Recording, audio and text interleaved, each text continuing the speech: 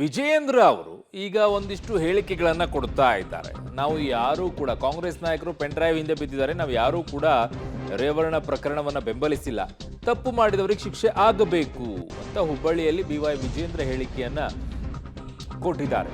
So ಹುಬ್ಬಳ್ಳಿಯಲ್ಲಿ love ಜಿಹಾದ್ ಆರೋಪ ಪ್ರಕರಣ ಏನಿದೆ, ಆ ಆರೋಪ ಪ್ರಕರಣಕ್ಕೆ ಸಂಬಂಧಪಟ್ಟಂತೆ ಈಗ ರಾಜ್ಯ ಸರ್ಕಾರದ ವಿರುದ್ಧ BY ವಿಜಯೇಂದ್ರ ವಾಗ್ದಾಳಿಯನ್ನ ಮಾಡಿದ್ದಾರೆ.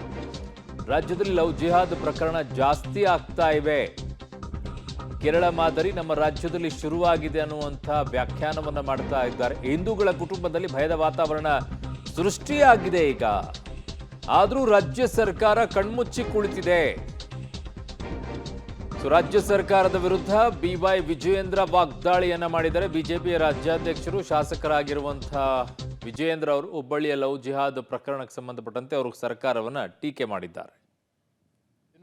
ದಿನೇ ಇವತ್ತು ಕಾನೂನು ಸುವ್ಯವಸ್ಥೆ ಸಂಪೂರ್ಣ ಹದಗೆಡ್ತಾ ಇರ್ತಕ್ಕಂಥದ್ದು.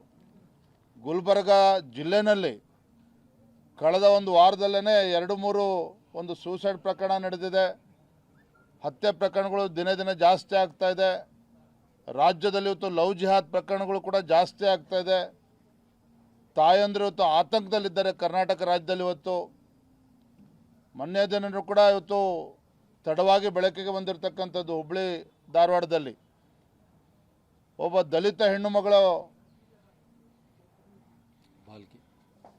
ಸದ್ದಾಂ ಹುಸೇನ್ ಅಂತಕ್ಕಂಥವನು, ಅವ್ರ ಹೆಸರನ್ನು ಚೆನ್ನಾಗಿಟ್ಟಾರ ಅವ್ರ ಅಪ್ಪ ಅಮ್ಮ.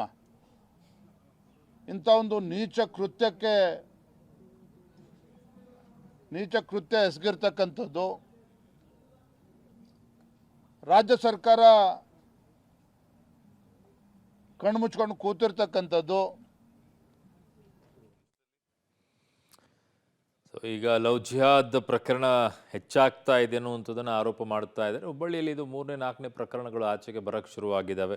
ಒಂದಾದ ನಂತರ ಒಂದು. ಸ್ವಲ್ಪ ದಿನಗಳ ಹಿಂದೆ ಅಷ್ಟೇ ಒಂದು ಹುಡುಗಿಯನ್ನು ಮದುವೆ ಆಗಿ ಮನೆಯಲ್ಲಿ ಹೇಳಲಾರ್ದೇ ಮದುವೆ ಆಗಿದ್ದಾರೆ ಅನ್ನುವಂಥದ್ದು. ಇನ್ನೊಂದು ಕಡೆಗೆ ಮೊನ್ನೆ ನೇಹಾ ಹಿರೇಮಠ್ ಪ್ರಕರಣ ಆಯಿತು. ಇನ್ನೊಂದು ಕಡೆಗೆ ಈಗ ಅದು ಅಪ್ರಾಪ್ತೆಯನ್ನು ಗರ್ಭಿಣಿ ಮಾಡಿರುವಂಥ ಪ್ರಕರಣ ಆಗಿರ್ಬೋದು. ಹೀಗೆ ಹಲವು ಬರ್ತಾ ಇದೆ. ಇದು ಯಾಕೆ ಹಾಗಾಗ್ತಿದೆಯೋ ಗೊತ್ತಾಗ್ತಿಲ್ಲ.